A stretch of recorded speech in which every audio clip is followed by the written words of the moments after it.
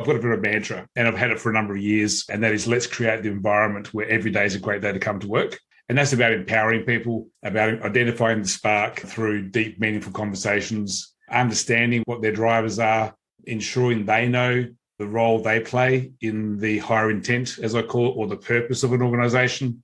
That was a quote from Alexander Andrews. He's author of Unlike a Boss. He's also a consultant and a longtime business executive. He's our guest today, along with John Augusto, who's Associate Dean at Georgia State University and also a consultant on the Clifton Strengths Finders. And joining me today is also Lisa Edmondson. Lisa had the idea to develop this series on how to eradicate bullying and address toxic workplaces. So we've gathered these two great experts today. We also will have a few more episodes where we'll be discussing other topics around how to make the workplace healthier for everyone so businesses can be more productive and employees can feel better about what they do for a living. So now, without further ado, let's get into winning the game of work. Welcome to Winning the Game of Work, a podcast that helps you enjoy the happy and successful career you've dreamed of. Because let's face it, being hardworking and smart just aren't enough in today's competitive workplace. I'm your host, Terry McDougall, an experienced executive coach who will teach you all the right moves so you can win the game of work with ease and confidence. Everybody, it's Terry McDougall with another episode of Winning the Game of Work, and we are back with our series on toxic workplaces and bullying in the workplace. And again, I've got my partner here, Lisa Edmondson, who this was her brainchild, and we have Alexander Andrews, who's written a book called Unlike a Boss, Positive People Leadership Skills You Wish Your Manager Had. Boy, I love that. Well, welcome to both of you. Lisa, great to have you back. Thank you. Good to be here. And Alex, thank you for joining us all the way from Australia. How are you today? Thank you, Terry. It's great to be here. We also have John Augusto, who is Associate Dean of Students at Georgia State University, and he is an expert in the Clifton Strengths Finders. We're going to have him talk about what makes good leaders. Alex, tell us a little bit about what your background is and what motivated you to write your book. I'm so intrigued by your title, Unlike a Boss. So tell us more. Thanks, Terry. So I've spent around 34 years in financial services between the UK and Australia. I've grown up and risen through the ranks, if you like, as a lot of people do, from the ground level right through to CEO, which was my former career. And recently, in the last couple of years, have transitioned into leadership consulting roles. So trying to take all the things that I've learned whilst being in organizations and embed those into other organizations who are struggling with cultural issues and leadership and toxic management type issues. So that's where I am today. Also a recent author of the book. What prompted me to write it? Good question. At school, in my teens, I was severely bullied as a kid, and that was quite traumatic at the time. Severely assaulted on many days in my last 18 months of school because I was different insofar as I was an Australian accented kid who was going to a remote village school in remote Scotland. And so, pretty much every day there was some form of punishment dished out on me in the way of bullying, to the extent where I was just introverted, I was overweight, so I had low self-esteem. And towards the end of the 18 months, I had this really weird experience where, like, it wasn't an out-of-body experience or anything like that, but it was just based in this really weird period where I almost transcended from myself and had this realization while I was being assaulted that when I'm old enough, I want to do something to eradicate bullying from wherever I went in terms of schooling or workplaces or whatever. Fast forward to a few years down the track, and I was in organizations and realized that the same culture, but without the assaults, was taking place in workplaces. I looked back and realized and reflected on that calling that I had realized when I was being assaulted and put in place some mechanisms to actually create environments when I could that were positive for the teams, and calling out bullying, eradicating bullying wherever I went. My career progressed right the way through to the CEO, as I said, and in my path, I always was very vocal in stating a zero tolerance policy on bullying, and I mentored a number of people. So I was trying to tackle a number of things, mentoring a number of people in leadership, trying to bring more diversity, equity, and inclusion into the workplace as well. So doing a lot of mentoring with women and so on to get them into senior roles. There was still this backdrop and undercurrent of toxic management around me in divisions. So I was very vocal about that and doing a lot of things to eradicate that. During my years of doing a lot of mentoring, I often reflected on helping one person at a time, but I'd like to do something bigger on the world stage in terms of putting my thoughts into paper. And this all culminated last year where a business I was consulting with, and the example is one of the most horrific ones in the book.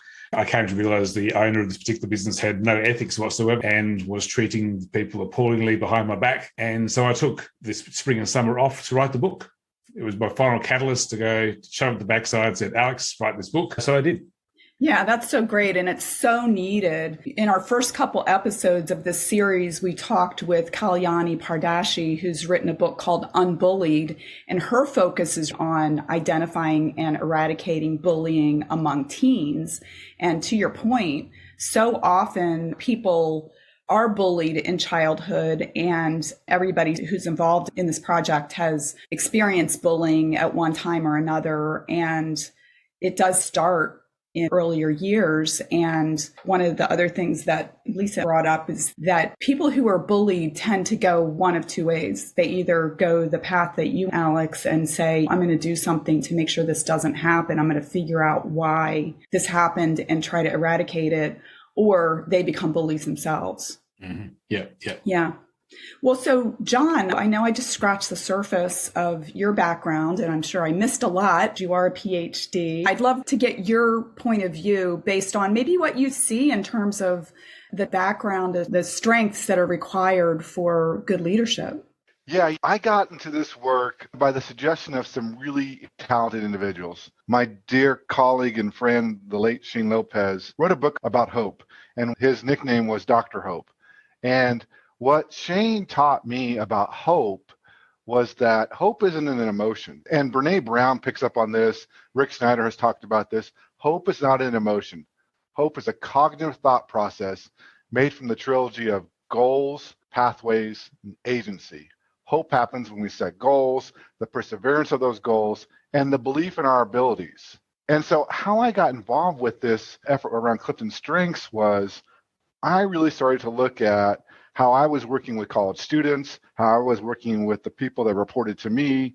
And at the university I was at the time, we started looking at Clifton Strengths as what would happen if our students took the assessment and found their talent themes, and they could use those talent themes on a daily basis. Interested in this idea of bullying in the sense that I think a lot of times, a lot of anger and frustration that comes out of that is because they've lost hope in themselves or the hope of the others. And again, it's not an emotion, it's a cognitive process. So one of the things that I got excited about when I started working with Clifton Strengths was how could I bring hope into a larger group of folks? How could I really take Shane's work and make it grow fruit and be bountiful? And so through my coaching and work at universities, one of the things that I really wanted to look at is really how do students, how do faculty, how do leaders, how do they make their way through the world? The assessment gives you an opportunity to get some common language around what's called talent themes. And talent themes are this idea of this is how I do this activity or this is how I do that activity. The assessment gives you some words around that.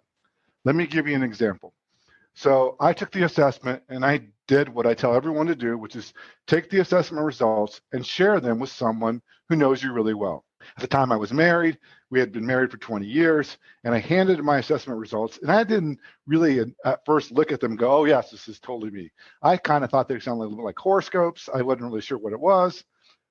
So I gave it to my wife at the time and said, read this. And she's like, oh my God, this is so you. Where did you get this? And I said, well, what do you mean? She says, it says right here, you have achiever as your talent theme. You make a list every day. She said, when we went on our 20-year anniversary vacation, and we were in Florida on the beach, and every day you'd wake up at 5 a.m. and make a list of the things you wanted to do for the day. And I was like, yeah, doesn't everybody do that? And that's what leaders need. They need to understand who they are and how they make their way through the world. And so what the strengths assessment does is really give you some language around those talent themes.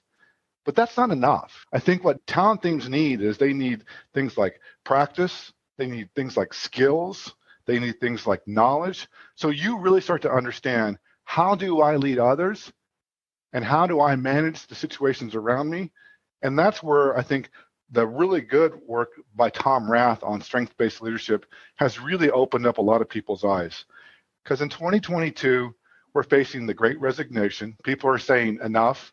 I always say people don't leave organizations, people leave managers. True. And we have a management crisis and leadership crisis because people don't want to be led by that person, whether it's because they're a jerk or they're a bully or they're mean or they don't value people, whatever those things are, they don't want to be there because of that manager or that leader. Mm-hmm. But I think there's also an issue with employee engagement. I work at a university, and I see this at universities across the United States where employees don't want to come to campus. Employees say, I'm perfectly fine working from home. I want to work from home 5 days a week, 4 days a week. I might come in 1 day a week. And really, how do we keep our students, our faculty, and our staff engaged? And on the for-profit side, I definitely see this, where companies are struggling with how do we keep our employees engaged? And that's a management crisis right there. Because a manager's job, a leader's job is to get people around ideas and get them focused on those ideas going forward. Yeah, what was coming to mind as you were talking is leaders need to build culture. I'm an executive coach, and I've been talking to people during the pandemic from those very, very early days. And that's been one of the biggest challenges that leaders have had is how do they keep their employees engaged? And especially during times where people were sick and maybe there was attrition and the company didn't want to hire more people because they were unsure about what was going to happen next. Another thing that you were bringing up, which I think is really fascinating, is the idea behind the Clifton Strengths Finder and helping people identify and appreciate their strengths. Because I see a lot of times as a coach that people just think, oh yeah, I'm good at this. And isn't everybody good at this? And that's not the case. The things that come easy for us, a lot of times I call them our superpowers. And a lot of people just took those for granted and maybe beat themselves up on things that they're not good at, but don't really lean into the things that they are good at and appreciate that and recognize that that's the case. Have you seen that? Or is that something that is an aspect of the trainings that you do around the Clifton Strengths Finder? Oh, absolutely. I'm recalling this one client that I was working with in a coaching, and he was a really high achiever for his organization. And what happens when we have high achievers in an organization? We promote them to managers because we figure, oh, well, they're good as an individual. Let's get them in a leader role, and then they'll be good with a lot of other people. And he got into that role and he hated it. Yeah. It wasn't his natural abilities. And he had things that he got frustrated with because he wanted his employees to be more like him and less like them. Yes. And so I had to coach him through the process of pulling down the assessment results from each of his direct reports and saying, do you see them? How do you show up to help them do their job? And after about 3 months of coaching, he went back to the organization and said, I'm not a manager. While I can do the job, it takes so much effort and I have so little interest that I'm not a good fit. Now, that's a story that I wish got told more and more, because I do think a lot of times we as organizations just promote because we get people who have, like, for example, I have high achiever. So I make a list every day. I have a really high motor, and that's my power. My edge is, though, if you're around me, sometimes you will feel like I'm a workaholic. Yeah. Yeah. And I have to really temper that when I'm around others so that the edge, and literally don't fall off the edge, of overworking people, over demanding things, that I look at myself and go, of course I want to work a 12-hour day. Don't you? Sure. Of course I want to have no work-life balance. Don't you? And as a manager, you have to say, whoa, that's me, not them. How do I get the best out of them? And if I know their talent themes and I know how to work with those, then that's how I can do that best work. Yeah, that's so interesting, as I work with a lot of high achievers in my practice as well. And I hear them say all the time, like, why is the subordinate not doing it the way that I would do it? And I always have to remind them, if they would do it the way that you do it, they'd probably be sitting in your chair. A lot of times they just do not recognize the strengths that they have and how that is very different from the people that they're leading. And my job is to help them see the gaps and figure out how do you build those bridges from where they are to where that person is. And another thing that I see often is what I call the superhero syndrome, where they're, oh, it's just easier for me to do it, or they'll just jump in to do something. And that's not really leading. It's sort of like Superman flying in to save the day rather than teaching those skills to the people on the teams. Lisa, so I would love to have you jump in. We've talked with John and with Alex, but I'd love for you to talk about your vision for today's episode. My journey was consolidating, amalgamating all these different people to fill the gaps that I had to kind of help me spread the word. And not that they weren't already doing it in their own right, way ahead of me, but I've just kind of conglomerated, captured them all together. But I love what Dr. John brings to the table, because that was one of the things that I blogged about originally with this whole concept is, in my mind, one of the solutions is for companies to know what type of person makes a great leader. And it's not everyone. Not everyone can do it. And not everyone can be trained to be a great leader. There is some innate skills that they have to bring to the table to make it work.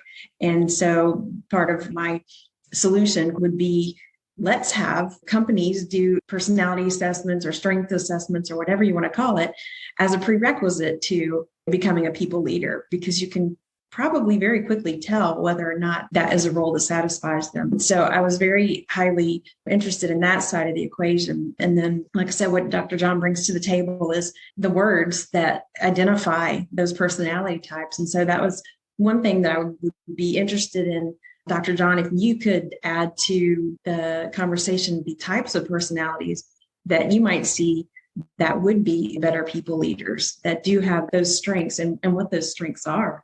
Yeah, Lisa, that's a great point. This is a constant tension in my own brain, because there's a part of me that says, if a person wants to lead, let's get them to know themselves and their strengths, and then let's have them utilize those strengths to the best of their ability to lead. And at the same time, I struggle with, are leaders born or are they made? And I think it's somewhere in between. I think people want to manage others, kind of find that space. Unfortunately, what happens is organizations or individuals feel like, in order for me to succeed, I have to be a manager. And they don't want to be a manager. Somebody asked me once, wow, you're really good about understanding how to manage people. And I said, well, I've been managing people since I was 16 years old. I was a high school student working at a grocery store, and I was the supervisor for a bunch of people in their 20s and 30s. Now, how did that happen? Because I've always wanted to manage people. It's an innate skill in me. My innate skill, my talent's called a ranger and developer. I'm looking about who's on the bus, what seats are they on the bus with, all those analogies around getting the right people in the right places. So I think when you talk about the skills needed or the attributes needed for leadership, the first one is know thyself. And that's what the Clifton Strengths, if it does nothing else, it tells you this is who I am and how I make my way through the world. The second attribute that they must have is they must be willing to serve others. And how they serve others shows up in their talent themes. And different people with different themes. I have a very good friend who has competition, who has self-assurance. She's a big influencer and she's a big personality. And she brings that work every day. I couldn't do what she does the way she does it, because that's who she is. And she knows that she has that ability to get the best out of others by assuring them about where they're at, by pushing them to go farther. But she does that in her own way. Now, again, that's the power side. The edge of it is that she'll run you over sometimes in order to get to those goals.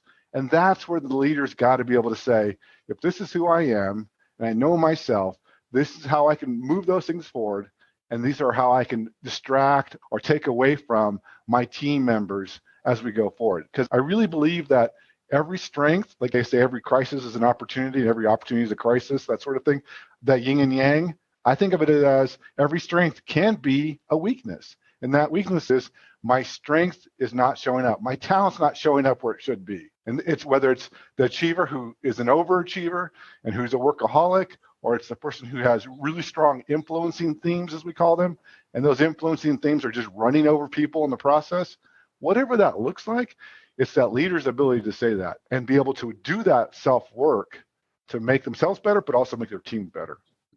I love that, John. I say that all the time too, that usually people's greatest weakness is their greatest strength overused. And to be in line with what you were saying as well, I think all change starts with awareness. And when we can become aware of our tendencies so that we can be intentional about the actions that we take. I always say, know yourself to lead yourself. And once you can lead yourself, you can lead others. But so many people just keep their blinders on and just think that they can treat everyone in the same way that they would want to be treated. And that's not leadership. Leadership is understanding, okay, what's our goal? How do I put this in context for each individual on my team so that they understand what their part in this is? And how do I, as a leader, understand what their motivators are so that I can hopefully motivate them to take action? Because it's not about coercion. It's about leading. It's about getting people to want to go on the journey with you, not trying to drive them. So we're bullying them into action. Lisa, yeah, what would you like to add? I wanted to bring Alex in here as well, because part of that vision is people who've actually been there, done that. And that's one of the things that Alex and I collaborated on and realized that we share the same mindset is we were in that role as a people leader. We know how you can do it correctly. And we know that one of those is, to Dr. John's point, understand what other people's strengths and weaknesses are and to leverage those appropriately for the business. And so, Alex, I know in your book, you probably have a lot of scenarios in which you were able to use the strengths of some of your employees to help solve a problem or address an issue at work, and wondered if you would like to share. Thanks, Lisa. Yeah, so for me, that's one of the most critical parts of being a leader. And as John mentioned before, and Terry as well, one of the unfortunate byproducts is a lot of people have been promoted to the highest level of incompetence in terms of the technical ability, but I'll be brutal and say zero people skills. And ultimately, those people, there's a role for them, but leading people shouldn't be one of them. Everyone's got a unique skill set, and those people, unfortunately, shouldn't be let loose because of the harm they can do. And to echo what Lisa said earlier, one of the things that I'm really passionate about, and I do talk about it in my book, is that there should be a degree of prerequisite for training before a leader is let loose on a team. Here in Australia, to keep a dog, you have to have a license, but you can go and manage a whole team of people without any qualifications and cause untold harm to mental health and those types of things. So I've got a bit of a mantra, and I've had it for a number of years, and it's something I've actually mentioned a number of times in recent months, and that is, let's create the environment where every day is a great day to come to work. And that's about empowering people, about identifying the spark through deep, meaningful conversations, understanding what their drivers are, ensuring they know the role they play in the higher intent, as I call it, or the purpose of an organization. They understand their role specific to the strategy, and everything gets replayed back to them in terms of understanding where they sit and their little piece of the jigsaw puzzle, if you like. So when I set a strategy, I will always do regular communications back to each of the teams so they understand the role they're playing. And also when problems come along, I share those problems. So I'm one for transparent communication, not to scare people, but I do it just because to me, it's important. You can't be transparent some of the time and then be closed off other parts of the time, because it just creates distrust. So from my perspective, it's about building that trust, ensuring that we do regularly communicate with everybody very transparently, the good news and the bad news. In the book, I call it the good, bad, the ugly. But to me, my experience is people respect that, and it helps with engagement, and they love being part of the solution. And that's the issue, is actually being part of the solution. Alex, I love that. And one of the things that was coming to mind, and might be the shadow side of what causes people to bully, is the fact that what you're talking about as a leader is being vulnerable, right? It is pulling back the curtain and sharing intentions, sharing plans that aren't all the way baked. And there's some vulnerability attached to that. And when you were writing your book, maybe you've seen it in your career, that's part of what causes bullies to bully, is that they do not want to be vulnerable. They do not want to share goals or share leadership, etc.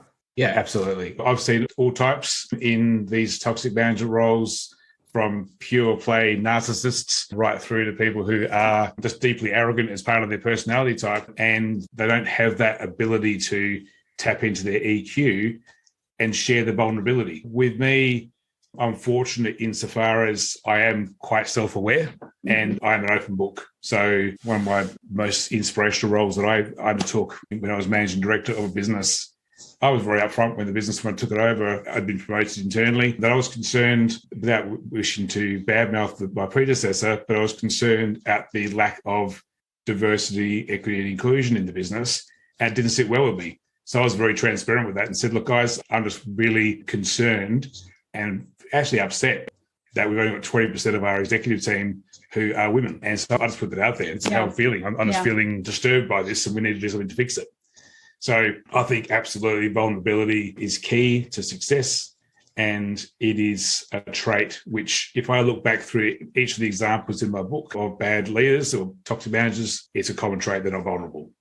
Yeah, going back to what Dr. John was saying earlier about the shadow side of people's strengths, where if somebody's confident, that's great that they're confident. They've got the will to move things forward. But sometimes I think that causes them to have these blinders and not be able to recognize that maybe they don't know everything and that they might benefit from having some divergent points of view. Lisa, I know that you've got something to say on this. What are your thoughts?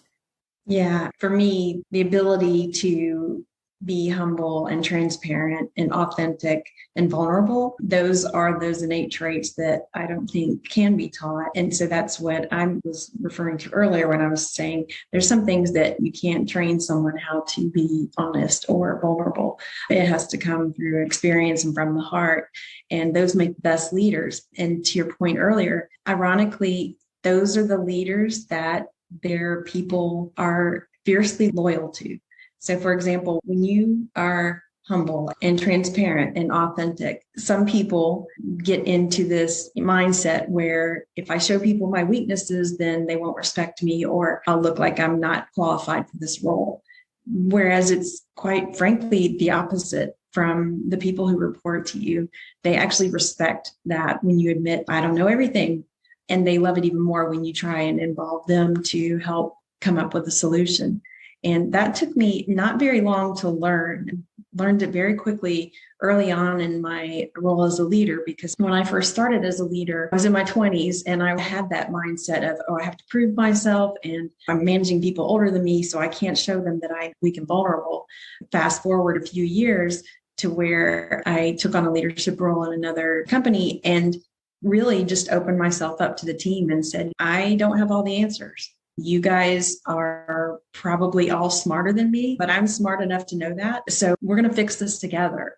And like I said, the fierce loyalty that came from those people resulted in none of them would leave me. I felt bad after a while because I was like, you should go off and be a people leader yourself. And they're like, no, I like what I'm doing here. I want to stay on this team and contribute. And I think that's what made us such a high performing team, is because they were so engaged and so invested. And that proliferated so much innovation that we were able to work as a cohesive unit and figure out how to solve problems that were unusual or unique. But I feel like with some of the toxic leaders, and one that I had especially, she didn't want to admit when she was wrong.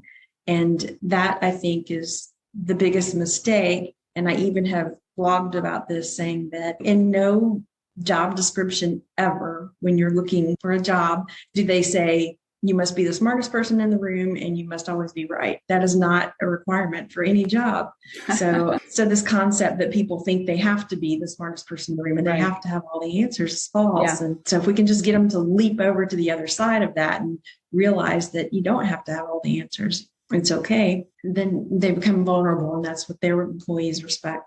Yeah, I think that's interesting. I mean, I feel like at times I have coached the smartest person in the room. And I mean, seriously, but I actually think that some of the things that you talked about can be taught. Not everybody, maybe some like extreme narcissists don't have the ability to adapt, but I've definitely worked with people who had their blinders on and did expect everybody to be exactly like them.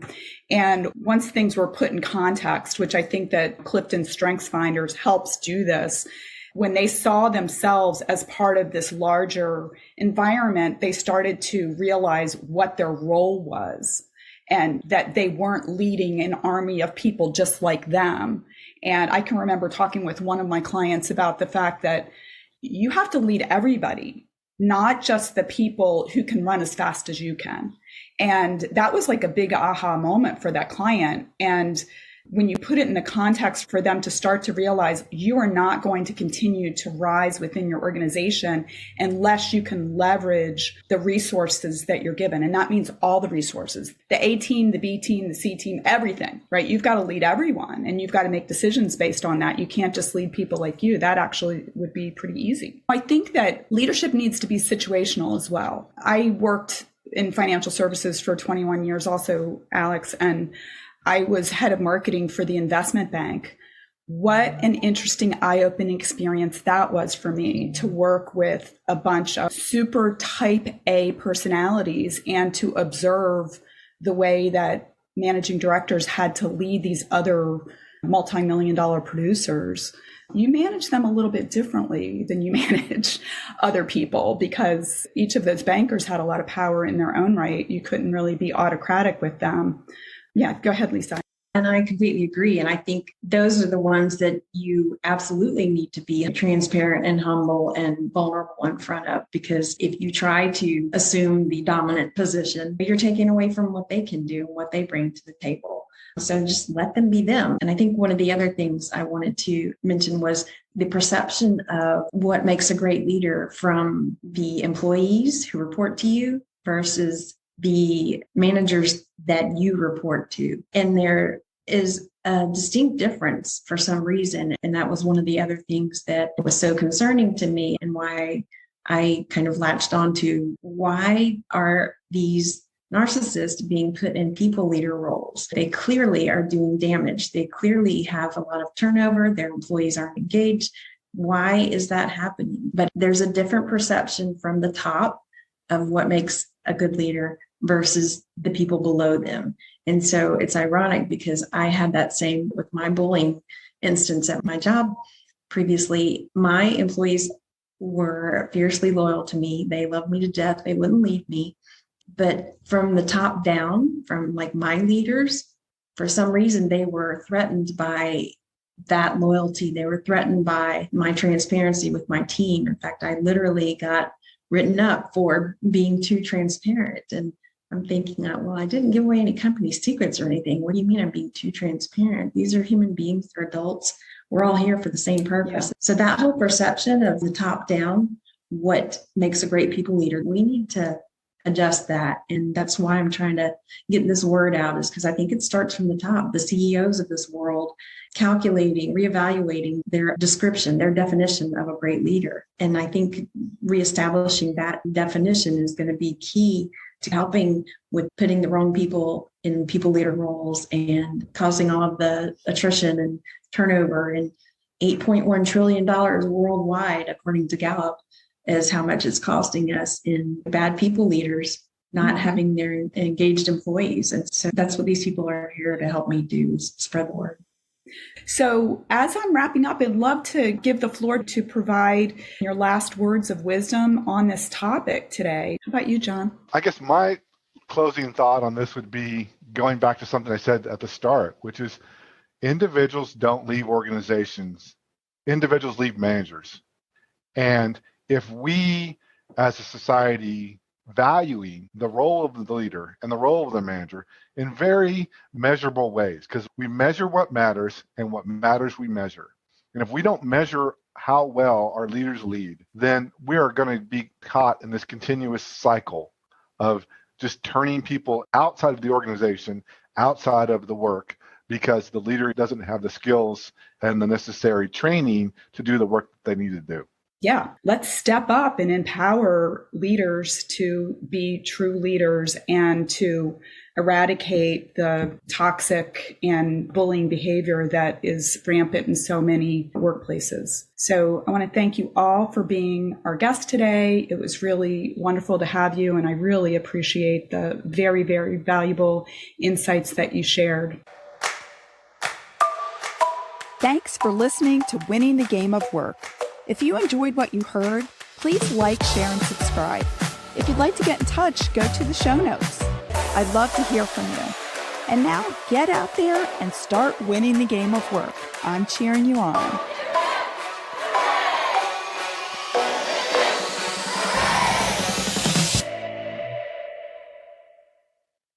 The next special episode is going to be the second half of the fascinating conversation that Lisa and I had with Alex and John. So please be sure to tune in.